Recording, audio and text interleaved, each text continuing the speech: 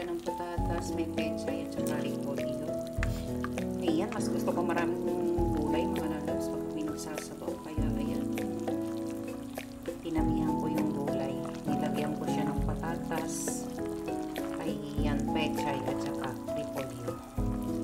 Yan ang gulay ko. Wala akong nabiling mais. Masarap sana kung may mais mga lalabs kasi masarap ang lasa pag may mais. Kaso wala akong mabiling mais. Kaya okay na yan. Marami naman tayong gulay na inihalo. Okay na rin yan. Ayan, luto na siya mga lalabs. Ayan, off na natin ang gas. Kasi ayaw ko na lutong-luto ang gulay. Gusto ko medyo hapot siya. Ayan, palalagay ko lang ng gulay. Kaya okay na yan. Kumulo naman na. Kaya pwede na yan. Half-cook lang tayo para masarap. Masarap kasi pag half-cook yung gulay niya mga lalabs, manamis-namis. Ayan, hinaan natin konti. Ayan, luto na.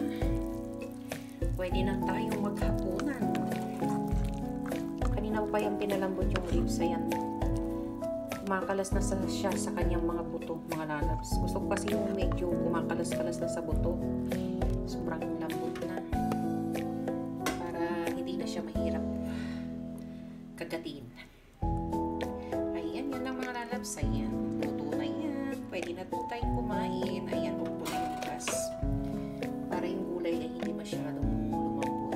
Para half-cook pa rin siya. Ayan. Lalagay ko lang ng gulay pero sa sobrang init ng sabon na yun, ayan, mapapalambot na yan mga lalabs. Kaya okay na yan. Ayan, ready to serve na.